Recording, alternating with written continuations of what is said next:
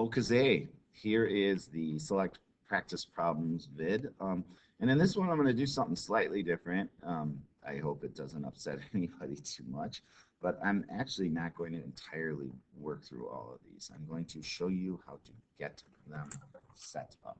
Okay, and so the first thing we're going to do is we're going to do just a quick little review of our identities, right? So we're going to leave sine and cosine because we're writing. Remember, the first step is to basically we're going to write everything when possible in terms of sine and cosine, right? Sine theta, cosine theta. Want everything written that way, right? So the identities we use are the ones that take something and change it into a sine or a cosine. So we don't need sine or cosine in our list because those are ready to go. So let's start with cosecant, right? Cosecant theta is 1 over sine of theta. That is it is the multiplicative inverse or the reciprocal, right, of sine. And secant is the reciprocal of cosine. All right, so there's those two. Tangent theta is now defined for us as sine over cosine. And cotangent theta is the inverse of that. Not the inverse. God, I gotta stop saying that. It's the reciprocal of that. It is cosine over sine. And then we have our Pythagorean set, right? So it starts with cosine squared theta plus sine squared theta. So think of it as like a squared plus b squared equals c squared, except in this case, c is 1, and 1 squared is 1. So cos squared plus sine squared theta equals 1. The offshoots of those are we can solve it for cosine squared theta and get 1 minus sine squared theta. We can solve it for sine squared theta and get 1 minus cosine squared theta. I do go into this a little heavier in the first video of this set. So if you're watching this and you're like, where on earth is he getting these from? Go watch it.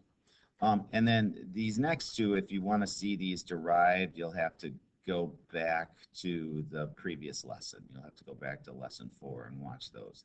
But we have 1 plus tangent squared theta is equal to secant squared theta, and we know it's secant is paired with tangent because they're both, if you look at them, there's your cosine, tangent, there's your cosine, right? So these two lock up together and these two lock up together nicely.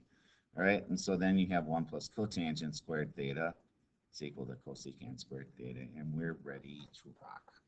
All right, so we're going to hopefully recognize, let's leave tangent squared how it is, because even though we can rewrite it, we're not going to be able to like simplify it anyway. And now let's do this. Well, sine squared theta is kind of good how it is, right? So you go sine squared theta, and then really the only kind of operational thing you got to do here is see that 1 minus sine squared theta is one of our Pythagorean, this quintuplet, right? And it's this one right here. It's cosine squared of theta. And then hopefully at this point you can recognize what we got going on here and what's going on here, and then I'll help you and we'll write this side out, and then all you got left to do is to determine what's that and do they equal each other. All right, moving on to number 4. Tangent theta equals secant theta over cosecant theta. So what we've got here is this is just, we know this is sine over cosine. So we're just going to kind of leave this because there's really no simplifying to do. And we'll set this up so that we can use this. And so this one, basically, it's recognizing that secant and cosecant can be written in terms of sines and cosines, right? So you're going to have your secant is 1 over cosine, and your cosecant is 1 over sine. And then the last part I'm going to show you before I make you guys do the work is this, is that what this is a division problem, right? This is a complex fraction, right, or a compound fraction. Like I use both terms kind of interchangeably. So it means this divided by this. Right, so this top one here divided by, there's my big fraction part, the small one. So if you recognize that what you have is you have this divided by this. Then this next step, you're going to do what you do when you divide fractions. And if you're not sure what to do, go back and watch the videos again. All right, I do a problem very similar to this. And then your remaining steps will be just simplifying it and cleaning that up. So that's the key to unlocking this one.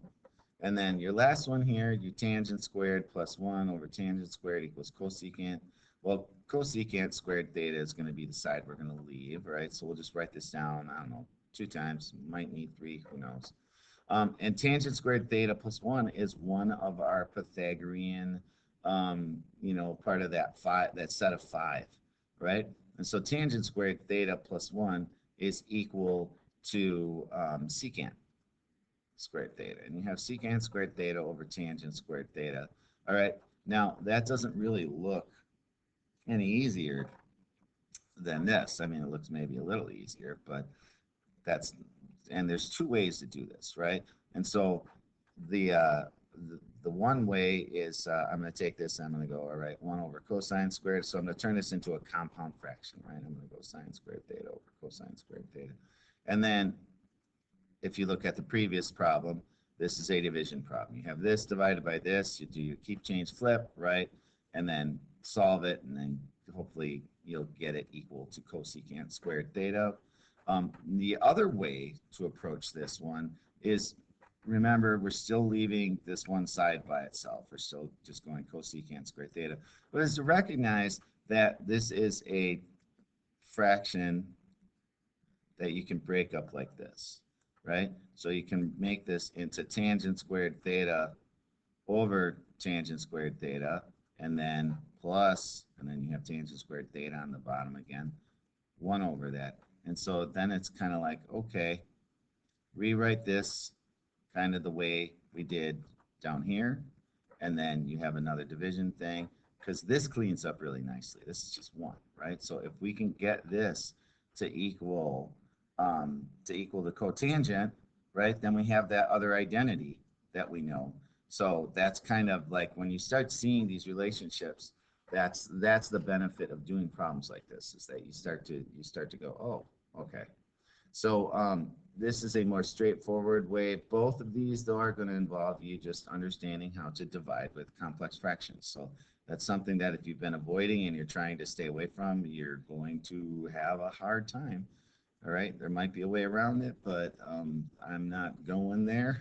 So I hope these videos help you and steer you in the right direction. So enjoy.